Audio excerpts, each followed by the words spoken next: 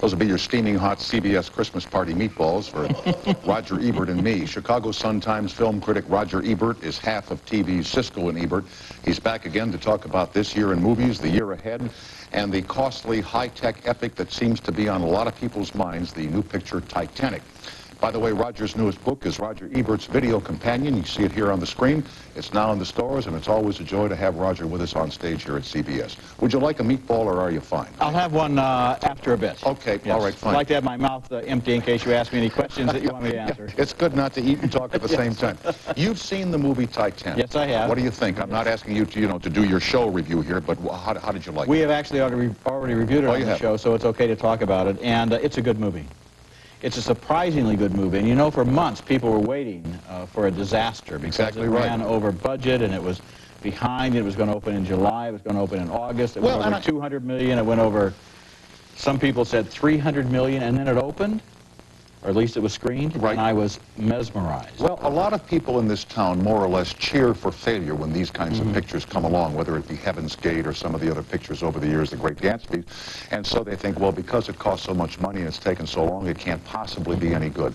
Tell me about your reaction to the movie, Roger.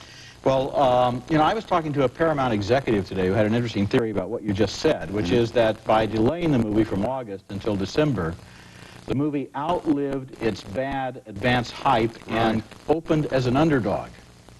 That's what's going to happen because it had been bad-mouthed for so long that people were now ready for its comeback before it had even opened. I went to see it, and I knew the story. I mean, we all know the story. But the fact is, it opens with a shot of the real Titanic on the ocean bottom. I've heard that. Yes. Shot for this film by James Cameron, who got in a submarine and went down there, and in fact said that he spent more time on the deck of the Titanic that the passengers got a chance to spend on the ship.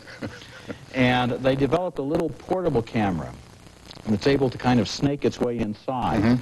If you saw that big screen IMAX film, they were shooting through the portholes. I haven't seen that, but I saw the National Geographic special on TBS some years back when they first discovered the Titanic. So you can see, in those you can see the Titanic, but now they actually go inside, although it's real sneaky because some of the stuff that you see is in fact special effects and models. Sure. So they show you the Titanic, and then Bill Paxton plays a guy who's making a documentary, and he finds something down there that a 101-year-old woman in England recognizes. And she calls up and says, I went down with the Titanic. I was one of the survivors. And they bring her over to get her story, and her story is the one that the movie tells. In fact, as a young woman, she is Kate Winslet, falls in love with Leonardo DiCaprio, and so forth. So we lap frame from real-time Titanic into the story this woman tells on the screen. Except what is brilliant, what Cameron does that is so smart, he gets this little old lady and he says, I'm going to let you see some of our footage. And they have done an animated kind of recreation of what happened to the Titanic, how it crashed and scraped along the side of the iceberg, and then how it started to sink. And at a certain point, it wasn't strong enough at this angle to hold itself like this, so it broke in two. And at that point, the front part went straight down and pulled the rest straight up and pulled it down underneath it. And we see all this as a little cartoon. 2 hours later, when the ship is sinking, Cameron has his hands free now to talk about and deal with the characters and with the story because we know, we've been briefed. And so we know at every moment exactly what we're seeing and what is happening. You don't have to have any of these phony, dialogue passages with the captain saying to the architect, well, what is happening here? And the architect is trying to explain. Because we already have that information, and it makes it work so much better dramatically.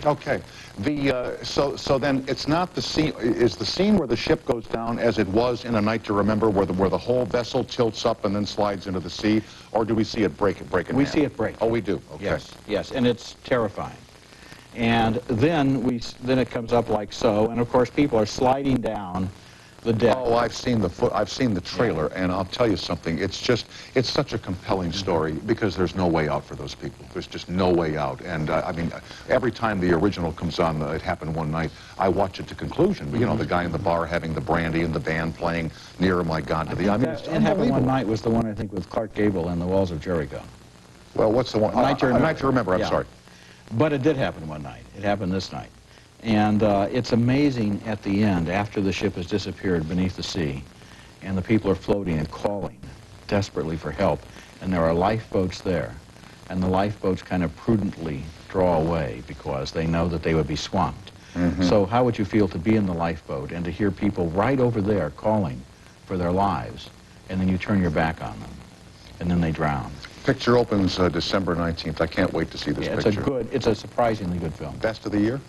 Probably not. No, I'm still in the process of formulating my best 10 list, but it will be somewhere, I think, on my list, and it will certainly figure heavily in the Oscars. Okay, speaking of the Oscars, you know, I saw a headline in the trade paper Variety, it's been in the public press too, about the New York film critics choosing L.A. Confidential, I believe, as Best Picture of the Year.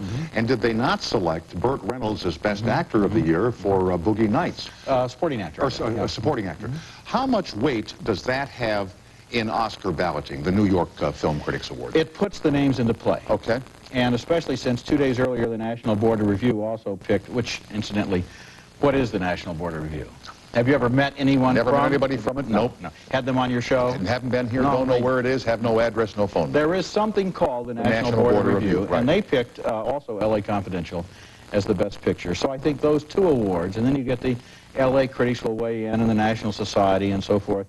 And as a result of this early stuff, L.A. Confidential probably will get a nomination as Best Picture, which it probably deserves. Yeah, what would be some other nominees for Best Picture this year? Probably Titanic, huh? And Titanic, yeah. Then there are some late entries, and you know, movies that most people haven't heard of yet, but critics have seen, and some of the Academy members will have gotten the cassettes. It's always the case that these movies that open late in December get nominated because they're fresh in people's minds. True. There's a movie called Wag the Dog. Okay. With De Niro and Hoffman in it about spin control in the White House. Okay.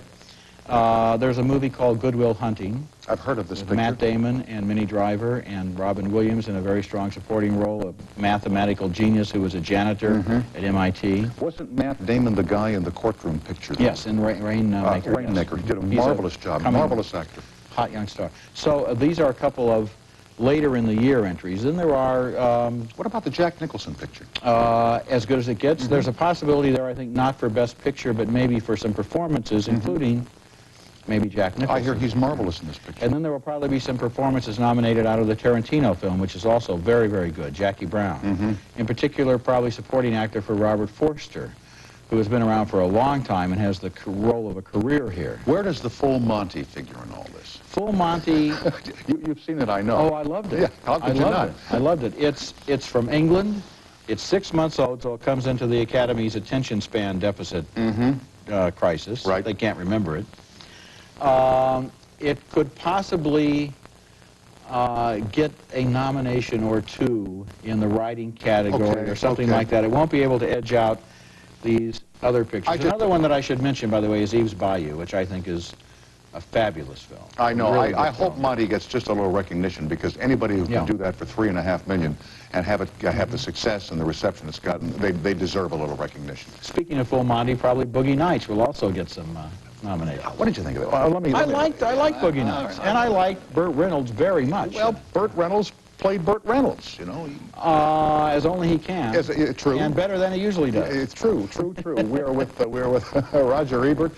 His newest table companion is called Roger Ebert's Video Companion. We'll be right back with Roger and you on the toll-free after this short break.